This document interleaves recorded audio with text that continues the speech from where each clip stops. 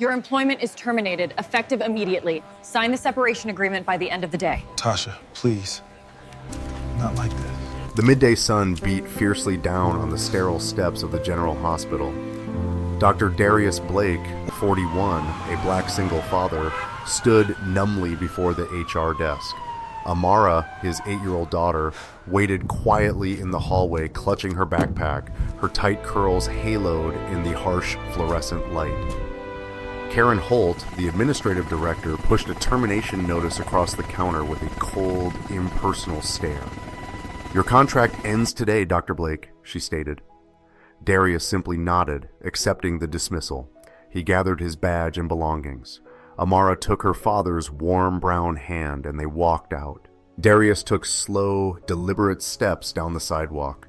In the distance, the faint, distinct sound of heavy helicopter blades began to vibrate. Dr. Darius Blake, at 41, was a study in quiet intensity. The lines around his deep brown eyes were carved not by age, but by years spent making split-second decisions where life hung in the balance. As a black single father, his existence was now centered on the predictable yet profound schedule of raising Amara. His current role was an emergency room physician working on a short-term contract, a necessary compromise after a lifetime dedicated to high-stakes medicine. Years ago, Darius had been a decorated frontline combat physician in the Army. He didn't just treat battlefield injuries. He redefined emergency trauma surgery under fire, earning accolades that he rarely, if ever, spoke of. That chapter of his life closed abruptly after a devastating mass casualty incident that claimed the lives of several service members he couldn't save. The sheer volume of loss, the chaos he could not control, extinguished the fierce competitive drive that once defined his career. He left the military not in defeat, but in search of an environment less steeped in the constant threat of loss, a place where he could simply be a father first. The civilian job was meant to be his anchor, a stable environment where Amara could wait for him, accustomed to the sight of her dad in scrubs, ready with her backpack and a patient smile. This routine was his new battlefield, a relentless yet stabilizing rhythm. Darius was a disciplined, reserved man. His focus was always on the patient, never the politics. He viewed his medical skill as a solemn covenant, a promise to prioritize human life above all else. As a black man who had fought to be taken seriously in more than one uniform, that covenant meant everything. This unwavering focus, however, brought him into direct and repeated conflict with Karen Holt. Karen, the new administrative director, was a creature of efficiency, prioritizing cost-cutting protocols over human factors. She saw medicine as a flowchart and the hospital as a business unit. Darius saw it as a desperate, sacred fight for survival. The friction had been constant. Darius had repeatedly and vocally opposed her attempts to cut corners on equipment maintenance and nurse-to-patient ratios, arguing that such reductions inevitably compromised patient safety and violated his professional oath. In too many meetings, he'd felt the familiar tension of being the only black man at the table, knowing that his firm tone could be misread as aggression while he was simply trying to keep people alive. The core of the recent conflict centered on the replacement of the hospital's only ECMO machine, a device vital for life support during severe heart and lung failure. Darius argued it was end of life and dangerously unreliable. Karen dismissed the $1.2 million expense as non-essential capital expenditure. For Darius, relying on that machine was a gamble he couldn't take with a patient's life. It was a betrayal of his oath. The final heated debate had occurred that very morning over the replacement of this critical but expensive piece of monitoring equipment. Darius's argument, based on empirical evidence and his experience in the field, was dismissed as insubordination. For Karen, his ethics were an expensive inconvenience that jeopardized the bottom line. The contract termination was swift and absolute, an exercise of pure administrative power meant to send a clear message to the remaining staff. Walking out, Amara looked up at him, her small brow furrowed with confusion, sensing the heaviness of the moment. "Daddy," she whispered, her hand tightening in his, "did you save someone wrong?" Darius stopped, knelt down on the sterile hospital sidewalk, and looked his daughter directly in the eye, his deep brown gaze steady. His military training kept his tone level and reassuring. "No, sweetie," he answered, his voice firm and steady without a trace of regret. "I chose safety. I refuse to let them put profit over people. That's always the right choice." He rose, picking up the small box containing the last vestiges of his professional life, his stethoscope and a worn photograph of Amara. In the picture, a beautiful black family, just the two of them, smiled at the camera, her tight curls wild in the summer light, his arm wrapped protectively around her. He carried the weight of his dismissal, a quiet, discarded professional, but he carried his integrity, which was worth far more than any job title. His only immediate concern was the calculation already running in his head, scrambling for rent, health insurance, and school fees. His path was now uncertain, but his principle remained uncompromised. He felt a cold, familiar knot in his stomach, the same dread he'd felt years ago, realizing that the system, civilian or military, sometimes prioritizes logistics over the human cost. He squared his broad shoulders, resolving that Amara would never pay the price for his moral stand. Father and daughter began the long walk home, a path usually traversed quickly by car after a late shift. Today, every step was measured by the new, heavy reality of unemployment. Darius's mind, accustomed to rapid-fire triage, was now running complex financial models: rent, car payment, Amara's school trip, health insurance. The numbers swam against the backdrop of the busy city street, each calculation adding a fresh layer of stress to the silent indignity of his dismissal.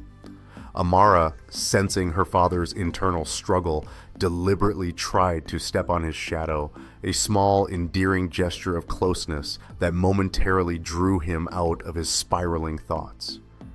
Darius focused on her presence, her warmth, the dark brown of her tiny hand in his, rather than the cold, administrative betrayal he had just endured. They stopped at a corner store for a break. While Darius bought 2 bottles of water, a sudden, piercing siren ripped through the ambient city noise. It wasn't a standard ambulance wail. This was a series of quick, high-pitched alerts, a rhythm signifying an extreme, high-priority emergency transport. Darius's head snapped up instinctively. His military training made him instantly recognize the cadence, a rare, complex emergency signal meant for specialized units moving at speed. His eyes scanned the direction of the sound, his body tensing in an involuntary, practiced response. He could almost visualize the scenario, the type of injury, the personnel involved, the next steps. But then, just as quickly, he forced himself to relax. He reminded himself he was no longer part of the system. His hospital ID was confiscated, his expertise unwanted. He was just a black man walking home with his daughter, unemployed and discarded. The thought was bitter, a harsh metallic taste in his mouth. He continued walking, but the tension lingered in his shoulders. The siren was a brutal echo of the past, specifically the disastrous night in Kandahar. He remembered the overwhelming number of casualties, the frantic scramble for working equipment, and the terrible realization that a faulty generator had caused critical delays in a field hospital. That mechanical failure, a purely logistical oversight, had contributed to the deaths of 2 young soldiers he had promised to protect. The memory was sharp, the smell of ozone, the screams, the sticky sensation of blood he couldn't wash off. Never again, he had sworn. That memory fueled his current fight with Karen. He had resigned himself to a quieter life, determined that he would only save lives under conditions of absolute professional integrity. Amara, who had observed the entire silent drama, her eyes wide with concern, piped up quietly, "But Dad, what if they really need you?" Darius squeezed the plastic bottle tightly, unable to meet her gaze. "If they need you." That phrase was the very core of his identity, the principle he had fought for just hours before. He felt the pull, the irresistible professional gravity of an unmet crisis, a feeling of responsibility that transcended his personal situation. But he was an outside observer now. He walked on, trying to deafen himself to the distant, fading siren. The air, already thick with midday heat, began to shift. A strong, unexpected gust of wind whipped Amara's tight curls across her face, carrying with it a strange, acrid scent of jet fuel and dry grass. Darius pulled her closer, scanning the sky. The low, rhythmic thumping sound that was steadily growing louder, not receding like the ambulance, replaced the silence in his head. It was a powerful, distinctive sound that cut through the city's noise, a sound that immediately triggered Darius's long-dormant military instincts. The rhythmic thump-thump-thump quickly grew from a distant murmur to a resonant physical vibration. It wasn't a civilian craft. The weight and speed were immense, the frequency of the blades indicating immense power and urgency. Darius looked up at the sky, shielding his eyes from the fierce afternoon sun. Two dark shapes, moving with aggressive speed and precision, appeared over the skyline. They were military medical evacuation helicopters, identifiable by their specialized markings and their low, fast trajectory. The sound escalated into a deafening roar, shaking the windows of the storefronts they passed and forcing pedestrians to stop and shield their ears. The noise was overwhelming, a sudden violent interruption of the city's routine. The two massive aircraft were not heading toward the hospital. They were aiming directly for the public park just 2 blocks ahead, the only clear landing zone nearby. Darius stopped dead in his tracks, his eyes, once full of weary resignation, now sharp, focused, and instantly calculating the situation. His heart pounded with the sudden, undeniable recognition that the crisis was no longer distant or abstract. The crisis was coming to him. He was no longer walking home. He was standing in the path of a massive, unfolding emergency. If you'd like to see how this moment unfolds, you're welcome to subscribe and continue with us. The twin medical helicopters descended rapidly, kicking up a massive vortex of dust, leaves, and debris as they slammed down onto the grass of the small public park, the only clear space in the area. The noise was deafening, forcing Darius and Amara to cover their ears. The landing was executed with aggressive speed, signifying the gravity of the situation. Within seconds, a rear ramp dropped from the lead helicopter.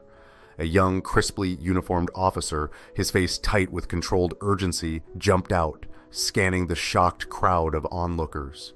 He bypassed the standard emergency crews just arriving from the hospital and ignored the stunned police officers. He looked directly at the crowd, cupping his hands around his mouth, his voice strained against the immense roar of the engines. "Where's the doctor? We need Dr. Blake." The shout, amplified by the soundscape, was heard by everyone present, echoing the desperate, immediate nature of the call. Darius froze, his entire body locking up. Dr. Blake, the name discarded and irrelevant just an hour ago, was now being called out with desperate military authority, pulling him back into the reality he thought he had left behind. Suddenly, the hospital administrators appeared, running from the direction of the emergency entrance, having realized the extent of the emergency. Leading the pack, breathless and disheveled, was Karen Holt. She saw the two massive military aircraft, the frantic soldier, and the overwhelming scale of the intervention. Her eyes landed on Darius, standing quietly on the sidewalk, a small box under his arm. She took a step toward the officer, confusion etched on her face, but she was too late. Karen's mind was a frantic scramble of rationalization. Blake? Why him? He's a short-term contractor. The sight of the military officer calling his name negated every spreadsheet and cost-cutting measure she had ever championed. The officer was already heading towards Darius. Amara, sensing the enormous sudden shift in the atmosphere, instinctively tightened her grip on her father's hand, her eyes wide with a mixture of fear and profound pride. Darius took a slow, deliberate breath, steadying his nerves. This was familiar territory. The chaos, the noise, the immediate need for a calm, commanding presence. He gently squeezed Amara's hand and began to walk forward, shedding the mantle of the unemployed civilian with every step, stepping back into the role of the black combat surgeon the military called when everything went wrong. The officer, recognizing the doctor's characteristic measured gait, the unmistakable walk of a man who takes charge, met him halfway. He snapped a sharp salute, his respect instantaneous. "Dr. Blake, sir, we have a highly complex critical trauma patient. Offshore incident, deep compression, and shrapnel trauma. He's stabilized by the field team, but we've run out of surgical time. We need specialist intervention now." He spoke quickly in the precise shorthand of military trauma, revealing the terrifying nature of the emergency. The patient is a deep-sea salvage engineer. A pressurized equipment failure caused extreme blast force combined with deep water immersion. He's suffering from concurrent decompression sickness, internal shrapnel hemorrhage, and severe hypothermia. The conditions require immediate surgery that simultaneously addresses the blast trauma and manages the rapid pressure fluctuations during transport. He paused, his eyes fixed on Darius. "Sir, your profile is unique. You are the only surgeon in the National Registry who has executed complex trauma procedures under active high-pressure mobile conditions in a non-sterile environment. We couldn't get clearance for a civilian OR in time, and your experience with similar deep compression cold environment battlefield wounds is unmatched. The clock has stopped. You're the only one." The implication was clear. Only Darius possessed the rare combination of surgical skill and tactical real-world knowledge to handle this specific, life-threatening scenario in a non-sterile, moving environment. The hospital's best surgeons were experts in comfortable zero-movement ORs. This man needed a doctor who could operate mid-air. Karen Holt, having finally caught up, stood paralyzed a few yards away, her hands clutching her clipboard. Her face was a mask of shock, disbelief, and dawning horror. She finally realized the sheer, unquantifiable value of the black doctor she had just dismissed for budget reasons. The man she labeled insubordinate was now the singular focus of a high-priority, life-or-death military operation. Darius didn't hesitate. He didn't ask about liability, pay, or protocol. His doctor's oath, dormant for an hour, flared back to life, consuming all other thought. The need was absolute, transcending personal grievances and financial concerns. He only glanced back at Amara, his decision final and unwavering. He knelt, kissing her forehead. "Stay right here, sweetie. Don't move. I'll be back in an hour. Be brave for Dad." He gently detached her hand from his. Amara, seeing the professional focus in her father's eyes, the return of the warrior she knew, nodded solemnly, trusting him completely. Darius stood up, dropped the small box containing his belongings, and handed his purchased water bottle to Amara. He then looked at the officer. "Let's go. What's the latest Glasgow? Get me a rundown on his oxygen saturation and core temperature. Those are the variables we fight now." Without another word, he moved toward the medical helicopter, his gait now quick, purposeful, and entirely professional. As he climbed aboard, the massive engines roared to full power, and the rotors began to bite into the air, whipping a huge, blinding cloud of dust and debris over the park and the stunned administrative director. Karen instinctively raised her arm to shield her face, standing utterly alone amidst the chaos she had caused. The twin-engine helicopter tore through the sky, quickly leaving the city behind and banking sharply toward the vast, glittering expanse of the ocean. Inside the cramped, vibrating cabin, Darius was instantly back in his element. The noise, the adrenaline, the limited resources. This was his true operating room. He was a surgeon of chaos, perfectly adapted to the instability. The patient, strapped to a stretcher, was critical. The injury exactly as described, complex trauma requiring immediate, precise field surgery to prevent massive systemic failure. Darius took command instantly, his voice a steady, calm anchor against the mechanical noise and the high-stakes pressure. "Prep the field IVOY access, secure, we are going in now." His instructions were succinct, militarily precise, and left no room for question. The small, highly trained med team obeyed without hesitation, recognizing the immediate, non-negotiable authority of his skill. Darius quickly assessed the situation, recognizing the unique danger. The internal bleeding was accelerating, masked by the hypothermia. The decompression sickness meant he couldn't afford rapid changes in altitude. He had to operate immediately while the pilot maintained a precise low-altitude flight path. He worked with impossible speed and accuracy, his brown hands moving with the surgical precision of an engineer designing a watch. He utilized every centimeter of the tight space, every flicker of available light, performing a complex procedure that should have required a fully equipped surgical theater. The procedure itself was a masterpiece of improvisation under duress. He used a combination of specialized clamps and a rapid deployment suture technique honed during his most desperate combat deployments to seal the deepest vascular wounds.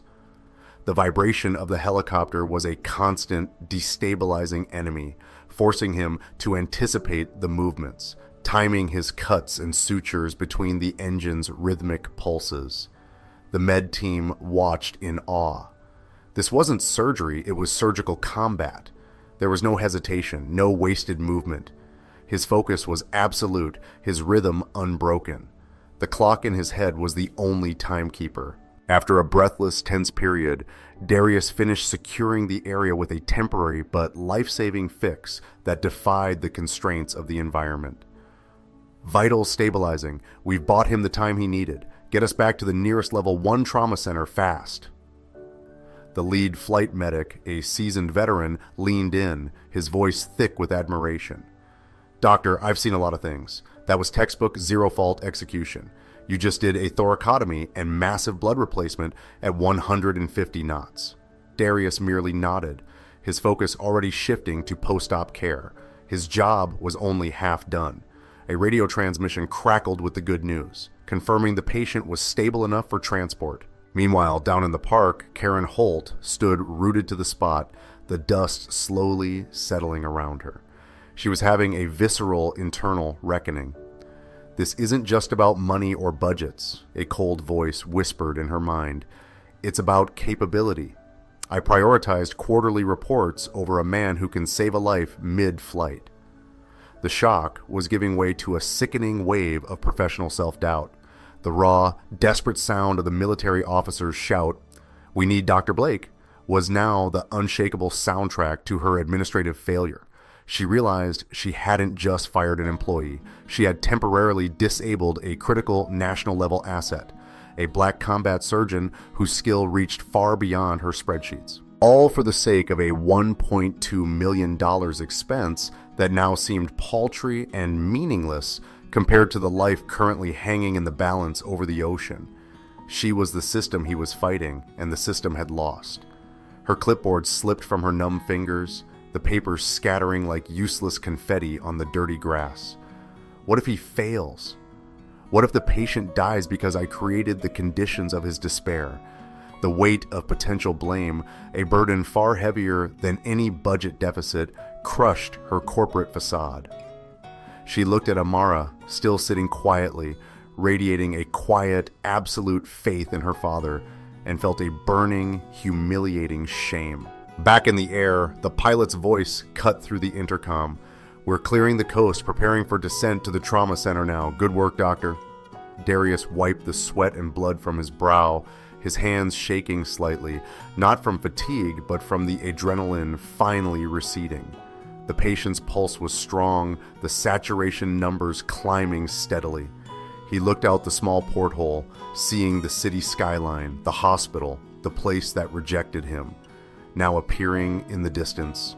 He had saved a life in the most hostile environment possible, reaffirming his oath not to the hospital, but to himself. He was the one they called when the systems failed. A thought struck him, clear and sharp. They tried to take my job, but they can't take my skill. They tried to take my worth, but they can't take my principle. He had been discarded, but necessity had proven his value to the world. An hour later, the distinct welcome sound of the returning choppers grew loud again. As the first helicopter touched down, the ramp dropped immediately. Dr. Darius Blake, his scrubs stained with blood and sweat, emerged. He looked utterly exhausted but whole, the triumphant look of a doctor who had just won the hardest fight. Amara, who had been sitting patiently on her backpack, jumped up. Ignoring the remaining security line, she ran straight to her father. Darius immediately dropped to one knee, embracing her tightly, burying his face in her curls. It was a moment of pure, silent victory. The doctor was safe. The father was home. The crowd, the nurses, the hospital staff, they all watched, their applause tentative at first, then rising to a wave of spontaneous, undeniable respect. No one saw an unemployed civilian. They saw a hero, their doctor, covered in the glorious evidence of a life saved. The military officer stepped forward, addressing the crowd that had gathered, a crowd that included the entire management and nursing staff from the General Hospital. He ignored Karen Holt entirely, focusing solely on the man who had just saved a life. "Dr. Blake," the officer said, his voice ringing with professionalism, "you saved a life today that no one else could have touched. On behalf of the armed forces, thank you for your service and for your irreplaceable skill." It was a public, undeniable validation of Darius's professional identity. The applause this time was deafening, the true sound of a community recognizing its own hero. Darius stood tall, holding Amara close, accepting the praise with his usual measured calm.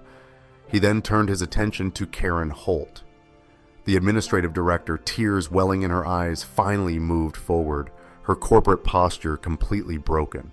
"Dr. Blake, Darius," she stammered, addressing him by his first name in front of the entire staff. "The ECMO machine is being replaced immediately, effective this afternoon.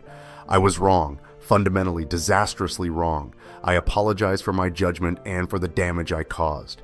You are indispensable to this facility." She wasn't just apologizing for the firing, she was publicly apologizing for her flawed philosophy of administration, forever treating a black surgeon with his capabilities as a disposable line item. The hospital's chief of staff immediately stepped in, swiftly navigating the crisis with an immediate offer.